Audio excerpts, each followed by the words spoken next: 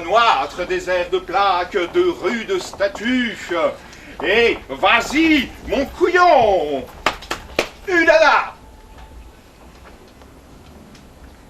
L'alignement monotone et muet des poèmes dans un recueil me donne l'impression triste d'un cimetière. On entre dans un livre et on en sort avec respect, dévotion parfois, mais sans vraie chaleur. Il serait bon de rompre la glace.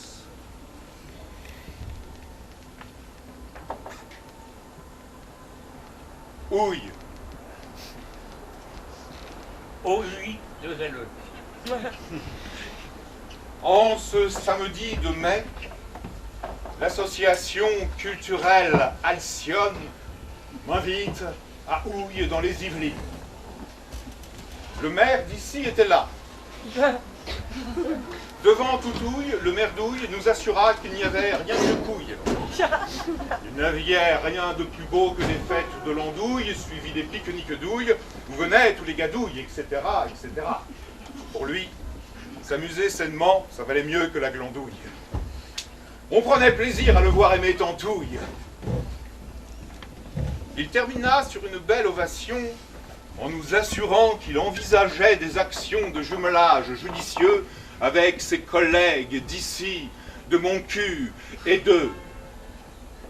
D'une confidence qui me fut faite peu de temps après cet écrit, j'ai appris que le curé de la paroisse, étant devenu évêque, avait prononcé dans son discours d'entrée parmi ses pairs qu'il avait été fier d'avoir été l'abbé Douille.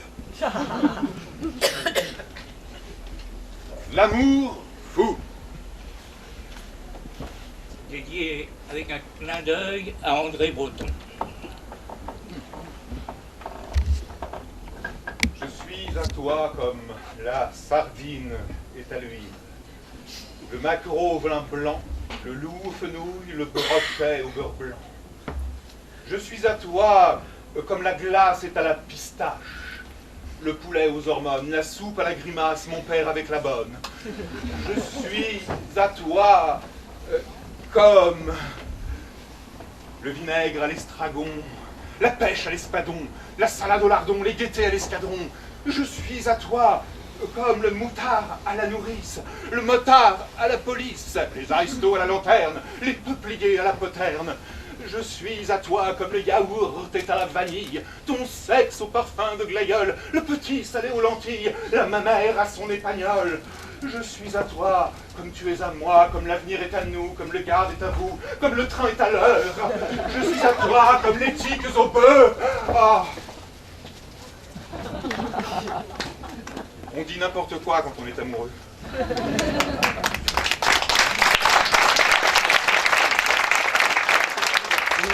Cet amour fou, vous avez entendu dire mon sexe au parfum de glaïeul. C'est Breton qui a dit ça et je m'en suis servi, simplement. Je voulais dire que ce n'était pas de moi.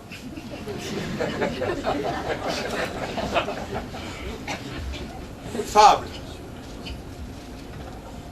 C'était une petite merde qui se prenait pour un tas de fumier. Et elle en rajoutait tant et tant tout le temps que ce mini-crottin empuantissait tous les voisins. Mais un beau matin qu'elle en remettait pour que personne n'en perde, elle se fit écraser au beau milieu du chemin par la citerne à purin. Cette citerne, basse citerne, sur le point d'honneur de la senteur, ne souffrait pas qu'on la dépassât. Et la petite merde trépassa. Quand on la ramène trop, c'est pas beau. Emmerder son prochain, c'est pas bien. Si vous devenez puant, mettez du déodorant.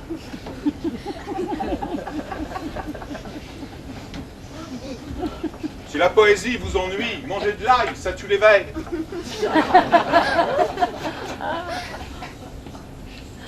Conversation bête devant témoin. Quand les moutons font mais, les vaches font lorsque les vaches font Les bœufs font... Le béaba des bœufs s'arrête au béebeu. Iront les charabans, les bœufs à âne, alors que l'âne s'émeut d'en faire autant, car dans l'âne lui fait... Donc, il y a... Bof, pense le poète qui n'en peut, il ne s'en émeut si les moutons font... Mais... Et si les bœufs font...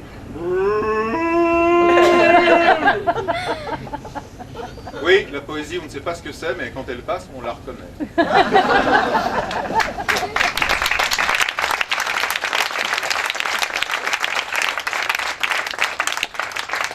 Une histoire vraie.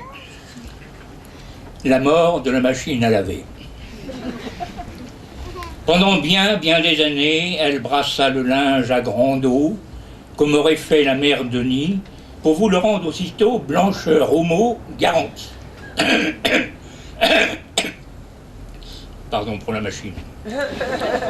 Puis, sous le harnois, elle vieillit et de la mort suivit la pente. On appelait souvent Darty, le meilleur médecin après-vente, lié à cet homme de science par un contrat de confiance. Il lui prescrivit une jouvence dont le traitement lui fut bon, puisque malgré sa déchéance, elle retourna au charbon.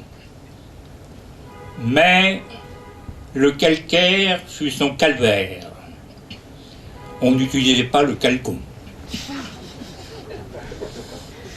Elle est morte, un jour sans trompette, dans un grand roulement de tambour, recrachant slip et chemisette, lingerie de nuit et de jour, puis, après un sursaut, sa turbine, dans un hoquet à fendre l'âme, vomit sa flotte dans la cuisine, sous yeux affolés de ma femme. Cela s'est passé un matin, c'était une Arthur Martin. Par le plus grand des hasards, ce poème est né le jour même de l'anniversaire de la mort accidentelle de la princesse Diana. C'est pourquoi je lui ai dédié.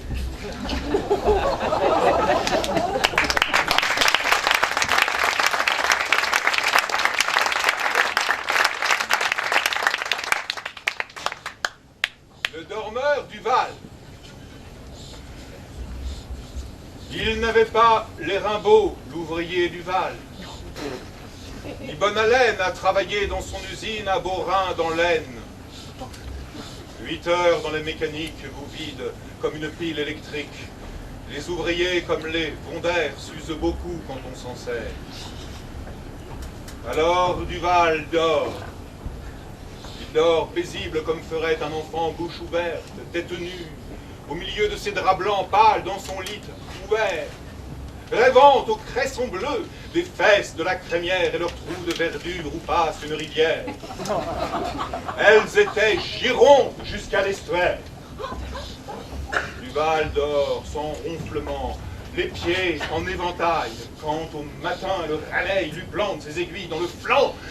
Dans la stridence qui fait mal, Duval porte les mains à ses hanches, puis se rendort béatement, bercé par le ruisseau du Val. Duval rêvait que c'était dimanche. Il a 2 croix rouges sur sa fiche d'avancement.